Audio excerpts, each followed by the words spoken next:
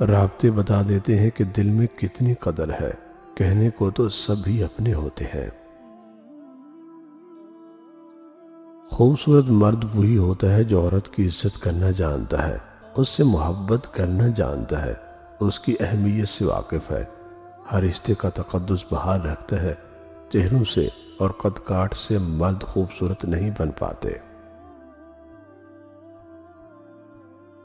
شوہر کی حیثیت ایک سائبان کی سی ہوتی ہے جو اپنی بیوی کو ہر طرح کے حالات میں تحفظ کا احساس دیتا ہے۔ کبھی قسمت کی سختی کو اپنی تدبیر سے آسان کرتا ہے اور کبھی زمانے کی بے رخی اور بے اعتنائی پر اپنی بے لوث محبت کا یقین دلاتا ہے۔ مرد دن ہے اور کمائی کا ذریعہ ہے، عورت رات ہے اور سکون کا باعث ہے۔ مرد روشنی ہے اور اس کے بغیر گھر اندھیر نگری ہے، اور عورت سکون ہے اور اس کے بغیر کسی گھر میں سکون کا ہونا ناممکن ہے۔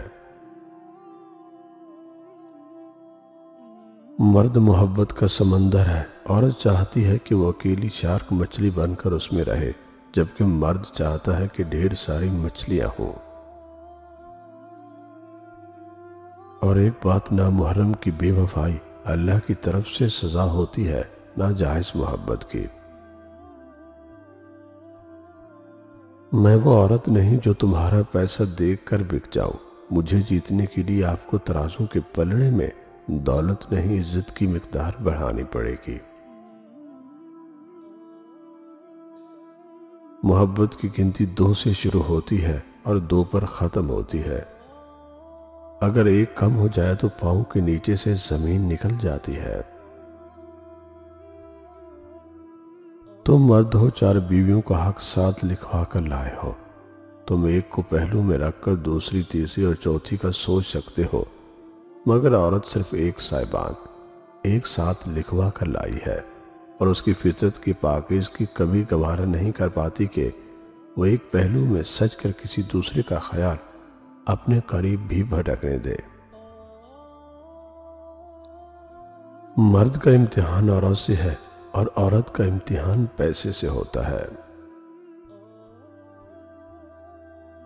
مرد بھی عجیب ہے، محبت عورت کا جسم دیکھ کر کرتا ہے، عورت بھی عجیب ہے، جسم دکھا کر مرد سے عزت کی امید کرتی ہے۔